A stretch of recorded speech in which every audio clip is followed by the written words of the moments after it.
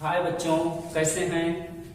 तो चलिए आज हम ऑनलाइन स्टडी के माध्यम से आप लोगों को ले चलते हैं जियोग्राफी की तरफ और आज यह बताते हैं कि विश्व के मानचित्र पर भारत के आकार और स्थिति कहाँ पर है, क्या है।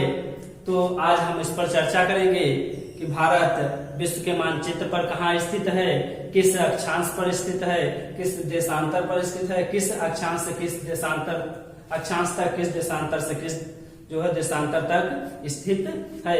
यह जो है आज के इस वीडियो में हम विस्तार से चर्चा करेंगे।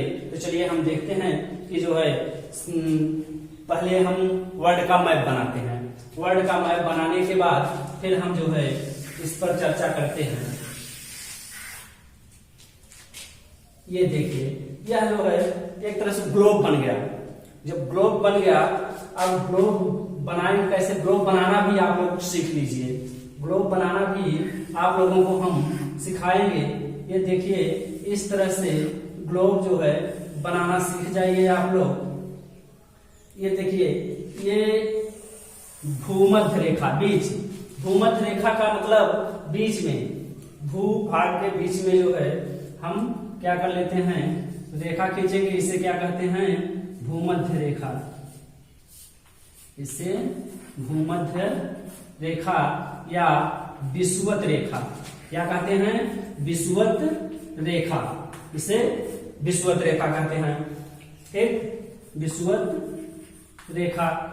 अब यहाँ पर एक लाइन ये और ये देखिए, ये क्या है, यहां हम लेते हैं तो इसको 0 डिग्री अक्षांश मान ले। ये काल्पनिक रेखा है बच्चों।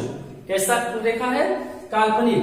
तो इसको हम 0 डिग्री अक्षांश, 0 डिग्री अक्षांश। अब हम एक रेखा और खींच रहे हैं। इस रेखा का नाम देखिए, इस रेखा का नाम है मकर रेखा। क्या नाम है, मकर रेखा। तो इसके जो है यह किस अक्षांश पर स्थित है, कितने अंश पर, तो यह है 23.5 डिग्री। यह जो है 23.5 डिग्री दक्षिणी अक्षांश पर स्थित है।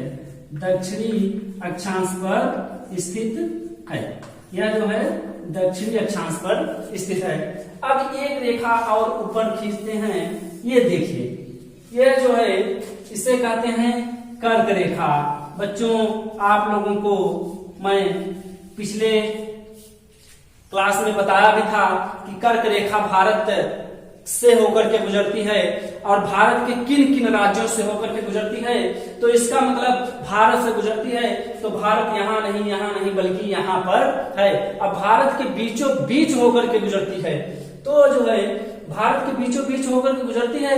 तो इसका मतलब अब यहाँ से यहाँ तक कहाँ है, तो अब इसको जो है हम अक्षांश तो पता चल गया, लेकिन देशांतर पता चलेगा तब हम जो है बताएंगे कि जो है कि किस जगह पर भारत का जो है स्थिति है, भारत कहाँ पर स्थित है। तो अब यहाँ पर हम ये देखते हैं कि ये देशांतर, ये बच्चों ये अक्षांश रेखा है। इस तरह से हम खींच लेंगे कि अक्षांश रेखा है। ठीक, इस तरह से यह जो है क्या है, अक्षांश है। यह जो है सभी रेखाएं अक्षांश रेखा हैं।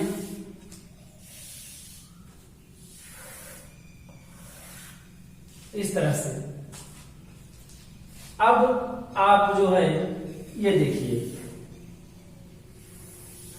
आपको ग्लोब बनाना भी सीख जाएं, मैं बता रहा हूं। इस तरह से आपको दिखने लगा होगा कि शायद ग्लोब देखे हों।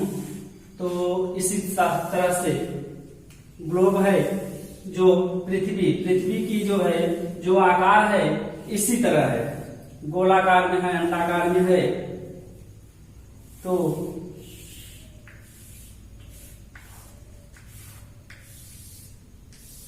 ये देखिए, ये जो है पूरा क्या बन गया, ग्लोब। ये थोड़ा सा अंडाकार में न करके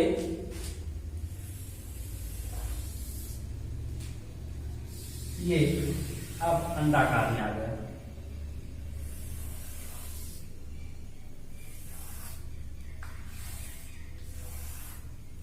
ये अब इसको देखिए, कर्क रेखा, भूमध्य रेखा, मकर रेखा।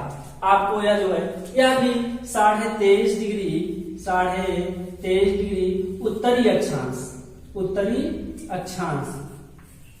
और भारत किस अक्षांश पर स्थित है, उत्तरी अक्षांश पर स्थित है। भारत किस अक्षांश पर स्थित है, उत्तरी अक्षांश पर स्थित है। तो अब हम यह जो है क्लियर कर लेंगे कि देखिए यह कर्क रेखा, यह भूमध्य रेखा और यह जो है मकर रेखा। ठीक, कर्क रेखा भारत के कितने राज्यों से होकर के गुजरती है, तो इसके लिए आप लोगों को मैं ट्रिक बताया हूं बच्चों पहले से।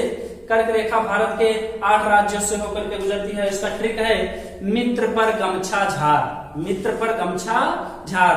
मी से मिजोरम, त्र से त्रिपुरा, प से पश्चिम बंगाल, र से राजस्थान, ग से गुजरात, म से मध्य प्रदेश, छ से छत्तीसगढ़ और झार से जो है हो गया झारखंड।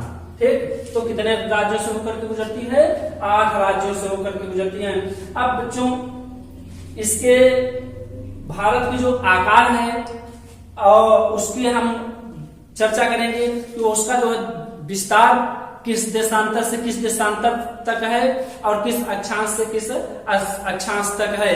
तो इस पर जो है हम चर्चा करेंगे और यह बताएंगे कि भारत की स्थिति कहां पर है। तो अगले वीडियो में मैं यह बताने की कोशिश करूंगा। धन्यवाद।